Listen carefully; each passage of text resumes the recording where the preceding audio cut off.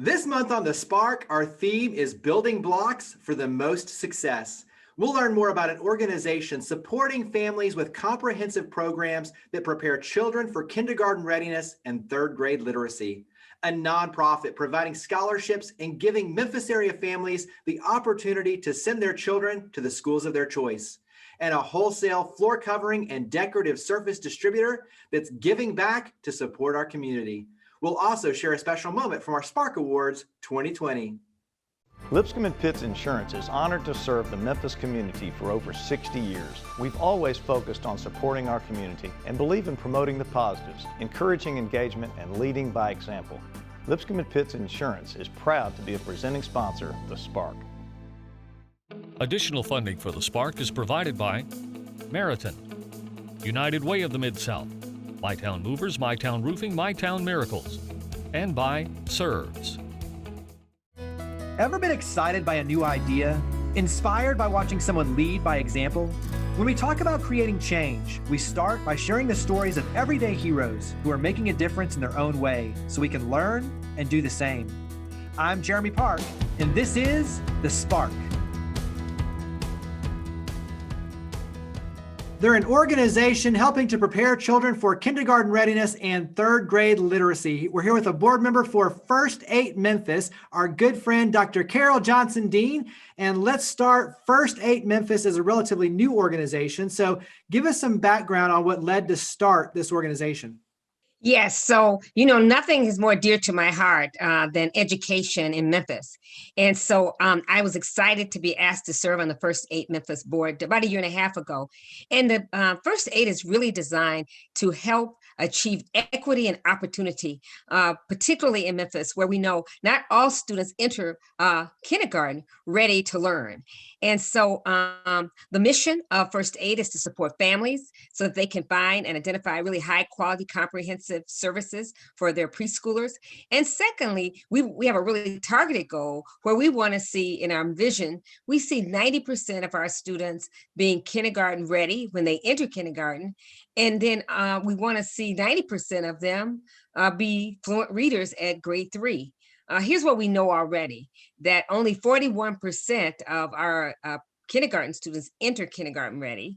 And yet we know that lots of families are doing lots of things to get their students ready. And then we only have about 25% of our third graders reading at third grade level when they get to third grade. So it's not as if this learning disparity occurs at kindergarten. What we've learned is that this disparity starts very early.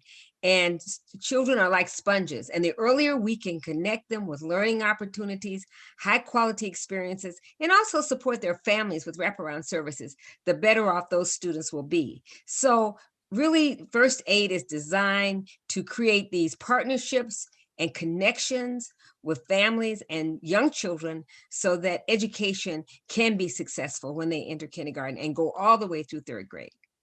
And it's called First Aid because you're working with children from 0, so birth, to age 8. And as you mentioned, third grade literacy is really, really important because when you look at that 8-year-old, that third grade, that's when it starts to shift from learning how to read to reading to learn. And so there's a lot of critical elements in terms of the ripple effect that are so important for what you're doing. Absolutely. And I think the thing I want to emphasize, especially with First Aid, is we're very focused on universal needs-based pre-K. We know that there are a lot of families who can't afford and do provide high quality pre-K experiences, but there are a number of families in our community who lack both the resources and access to high quality instructional support at those early grades. And all the research on brain development now tells us that those are critical moments in learning that you just don't get back as easily if you can capture them early on. So first, getting them really high quality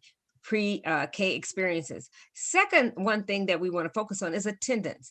We know that when students come regularly to school, When they're there and they're engaged with high quality teaching, they will do better. So one of the other supports we try to emphasize with families is the importance of getting your child engaged in a high quality program early on, having them be consistent, having them be there. We know a lot of our poorest families also need wraparound services. Our students don't come to us in a vacuum. So they need these other supports. And this is particularly true, Jeremy, during the COVID period. What we've understood about COVID is that it has impacted our poorest families, our most needy children, at a great deal high level, because the disparities are just exacerbated.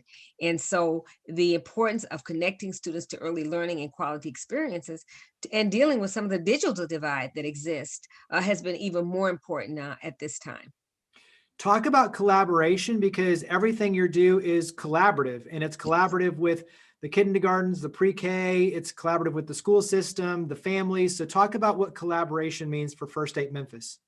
First of all, let me just say we have a fabulous board of trustees working with First Aid. And these are people who come from very diverse backgrounds, but they're very, very committed. Our chair of our board is Kathy Buckland Gibson, and she certainly brings a very deep passion for this work, as well as certainly an interest in making a difference here in Memphis. But we also have people like Yvonne Matlock, who's a former head of public health, because there's a connection between public health and learning. And so having those connections are really, really an important part of the work that we do. We have representatives from Shelby County, from the city government, Patrice Robinson, who chairs the city council. We have lots of different people who care about this issue. We partner with all of the 0 to 3 healthcare childcare providers, many of the people like Port Elise, providers that are already providing high quality, but we're trying to do a better job of reaching those families whose incomes may jeopardize their ability to get the best high quality services. We have other components that include home visitation. We have a parent resource center, and we have, like, for example, now a website that helps parents know how to deal with the COVID-19, how to talk about it to their children, and how to put protections in place in their own households to reduce the likelihood of them being sick, their families being sick, and their children making the right choices and taking the right precautions. Talk about how the community can help. So first of all, if you're interested in finding more about First Aid, we invite you to go to our website, firstaidmemphis.org. And we are on all the social media platforms, Facebook, Twitter, Instagram, and there we also have Parent Resource Center right there on that website. So click, click, click, and join us and find out more about First Aid Memphis, and then help our young children to get the best early start possible. Well, Dr. Carol Johnson Dean, greatly appreciate not only what you're doing with First Aid Memphis, but you personally. You give so much to this city. So thank you very much for all you and your team do. Thank you for coming on the show. Thank you, Jeremy. First Aid appreciates you.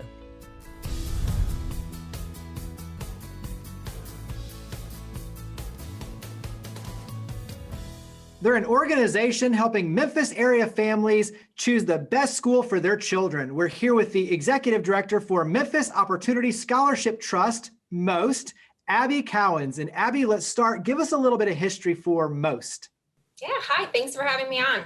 MOST was founded by Bob Thompson in 1998. And really, he just wanted to help out some schools with some scholarship opportunities. And he did it on his own and then created this organization, which has greatly expanded. At this point, over $21 million in scholarships awarded, which is huge. So talk about the program and how it works. Sure. So it's actually starting right now.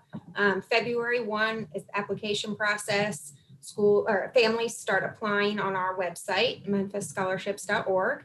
And it's need-based, so they have to provide financial income information. And it's based on the school cafeteria policy, free lunch policy.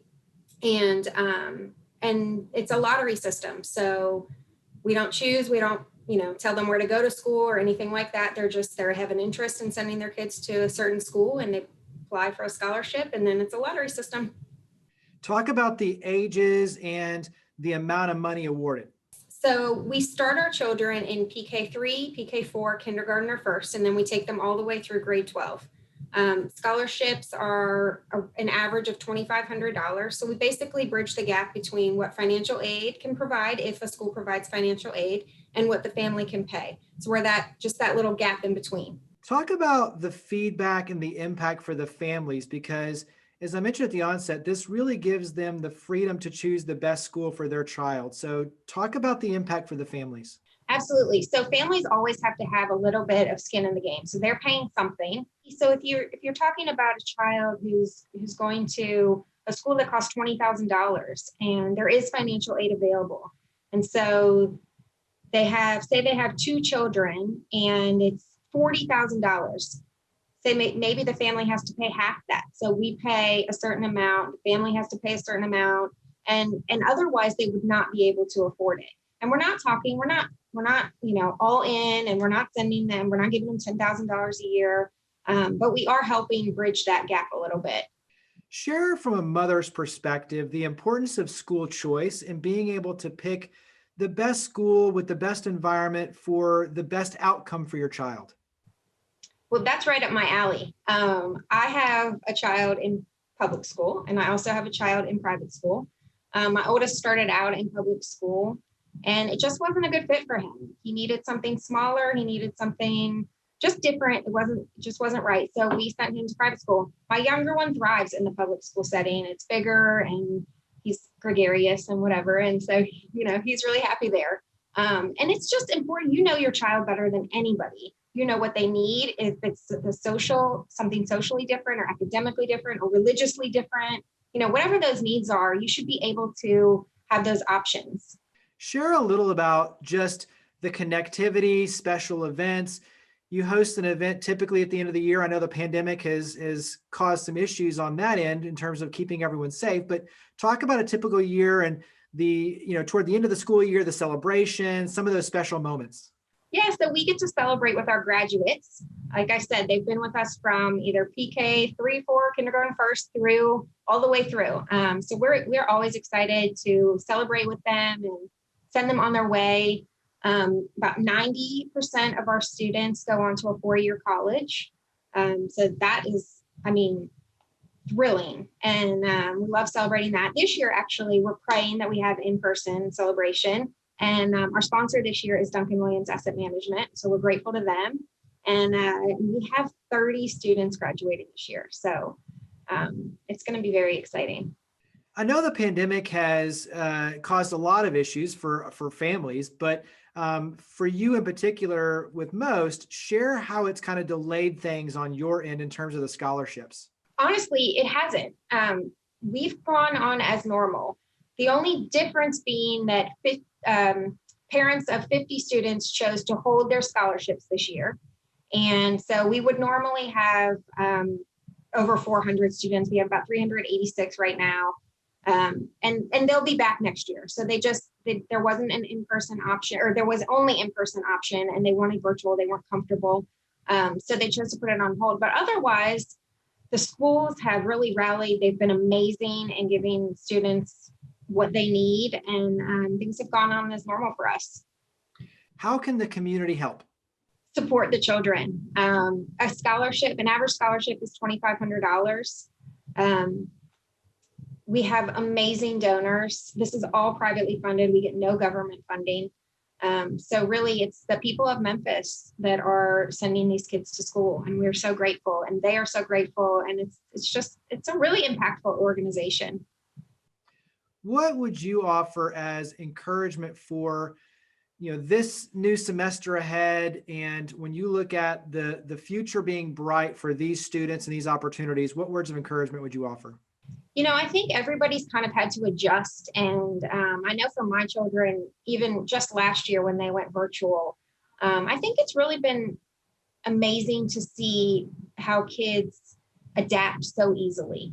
I think that it's a life lesson that things aren't always status quo, and you have to adjust and move. And I think that while the pandemic has been awful and things are falling through the cracks, the one positive is that it's really shown how resilient children are. And I really think that that's a positive. I think that that's really positive going into life. And I think that they are just going to be that much better for it. Where do we go to learn more about Memphis Opportunity Scholarship Trust and to get involved? Yeah, memphisscholarships.org.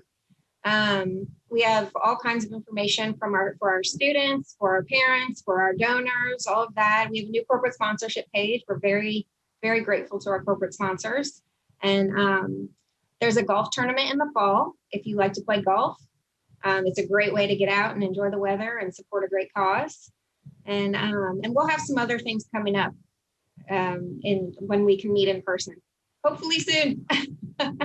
Well, Abby, greatly appreciate you and your team for all you do. Thank you for coming on the show. Appreciate it.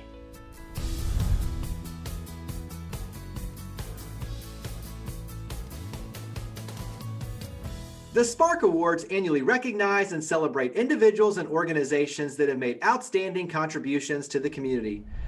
The 2020 recipient of the Corporate Award for companies with 100 employees or fewer is Start to Finish Event Management. Start to Finish Event Management is a health-oriented event management company that is centered around putting on active events for all of our clients that are generally nonprofit clients. Nonprofits are obviously looking for ways to fundraise. One of the primary goals or primary events that they put on for a fundraiser is 5Ks these days. And we, as a company, help them do that. They want to put on a 5K, but they don't know how. So that's where we come in. We take over from start to finish and help them put on an event that is high quality, successful, something that their participants will want to come back to. There's a lot that goes into putting on a 5K that you just don't see. You know, participant shows up, they see the physical things, they see the bib they get, they see the shirt they're wearing, they see the finish line structure set up. But what they don't see is all the things that went on behind the scenes just to get the website set up, the registration open. That takes a day or two in itself. Dealing with the city, the permits, the police, getting an ambulance ready on site, getting all of the things that you're just not aware of, how much water it takes to handle water stops, to make sure everybody's got what they need while they're out on course. One of the first conversations we have with a new client is, tell us really the foundation of who you are and what your organization is about, because that helps us know how we can target the participants that need to come to your event. A little over 10 years ago when I started, we were doing 20 events, and we'll do somewhere in the neighborhood of 300. Would have in 2020. And that number it's big on paper, but it means a lot to the nonprofits and the foundations that we work with, whether it's a Le Bonheur that's raising $125,000 or it's a smaller nonprofit that just raises $5,000 and think that means the world to them just as much as it does to the bigger ones. We do work with St. Jude on the marathon. We've worked with Peer Power for going on 4 years now, I think is that number. It's a lot of fun. You meet a lot of people that are dedicated to service to the people that are of this community. And it's a lot of fun to help them to see a successful event, you know, the culmination of what they saw in their head when they designed it and pitched it to you, to see it come to fruition is a lot of fun with these people. If you haven't supported a 5K, a local nonprofit event, normal world, there's one every weekend. Go try one. They're a lot of fun, and 5K is not a hard distance. I'd say come try one. Get involved and really see what impact your small participation can actually have.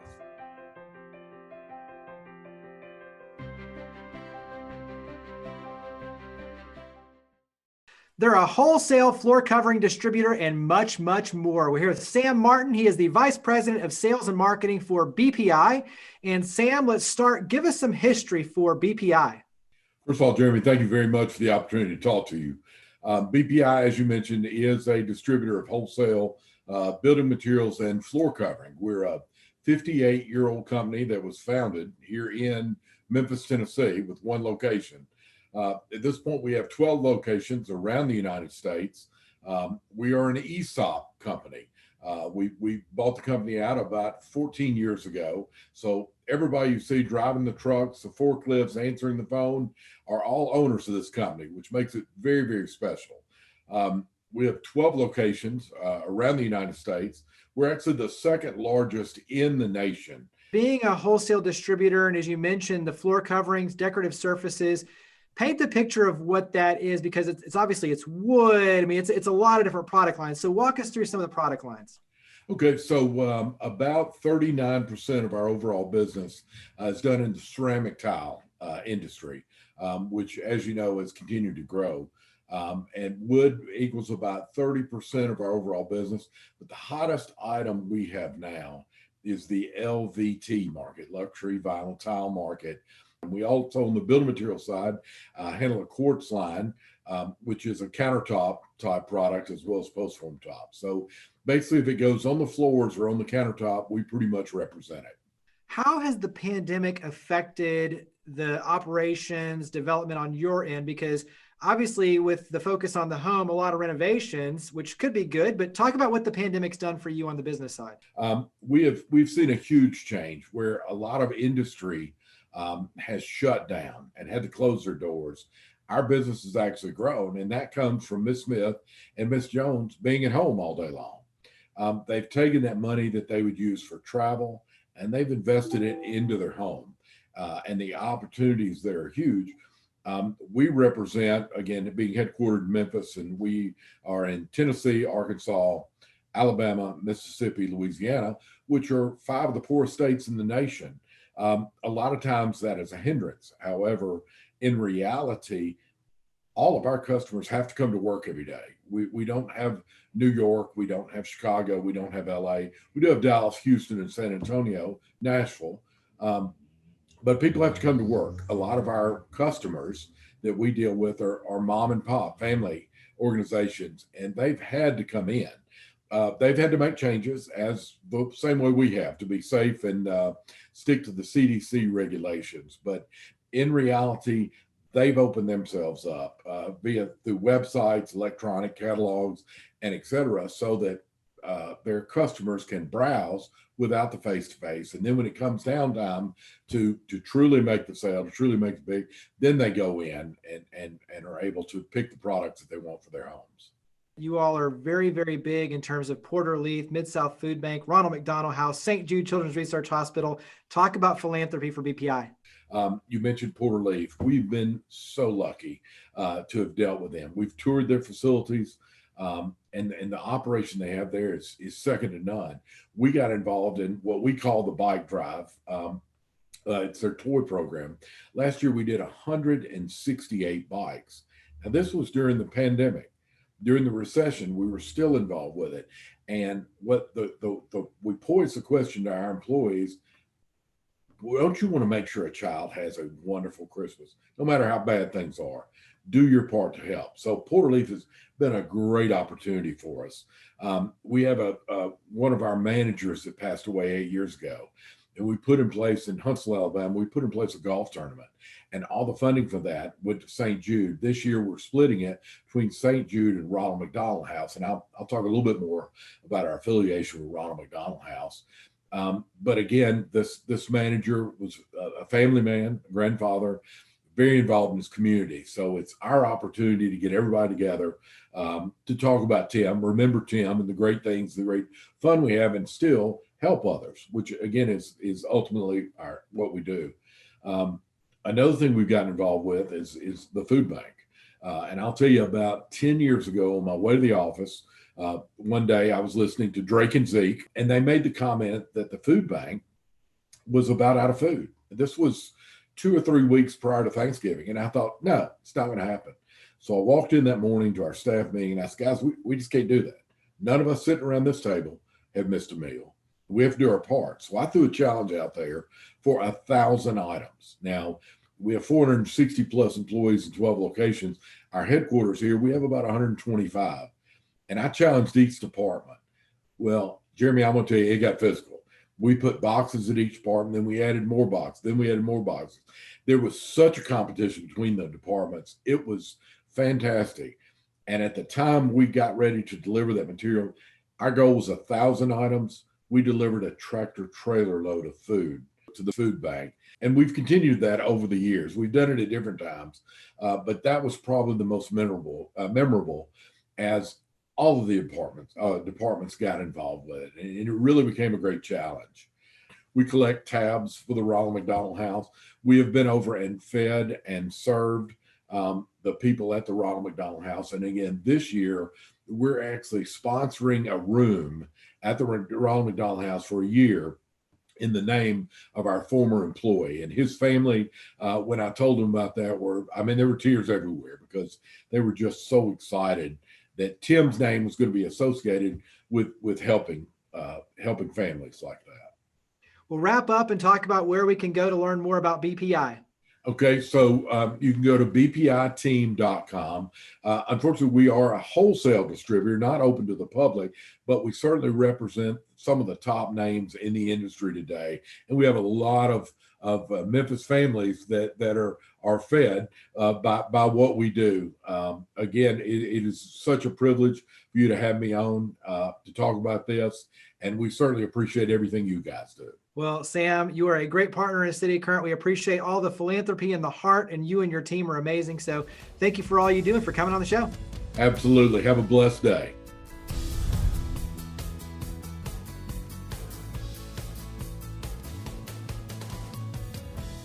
In order to achieve the most success, we need a solid foundation with the building blocks of family, love, and encouragement, food, clothing, and shelter, education, community, and opportunities. Thankfully, we have organizations like First Aid Memphis, which is working to make sure our children receive early care and educational services from birth through age 8. And they're partnering with Memphis area pre-K schools to help families navigate the pandemic and provide needed support to build that solid foundation for success. We have nonprofits like Memphis Opportunity Scholarship Trust, MOST, which has provided more than $21 million in need-based scholarships and is helping families who wish to send their children to private schools but need some extra support to provide that opportunity. And we have companies like BPI that literally provide a solid foundation with their floor coverings and more, which are providing career opportunities for growth and giving back to our local community in big ways, like with their support of Porter Leaf, Mid-South Food Bank, and St. Jude Children's Research Hospital. When you think about it, we're all building blocks for the success of our community. So thank you for being a building block to power the good. To learn more about each of the guests, to watch past episodes, and to share your stories of others leading by example, visit WKNO.org and click on the link for the Spark. We look forward to seeing you next month. We hope that you'll continue joining with us to create a spark for the Mid-South. Lipscomb and Pitts Insurance is honored to serve the Memphis community for over 60 years. We've always focused on supporting our community and believe in promoting the positives, encouraging engagement, and leading by example. Lipscomb and Pitts Insurance is proud to be a presenting sponsor of The Spark.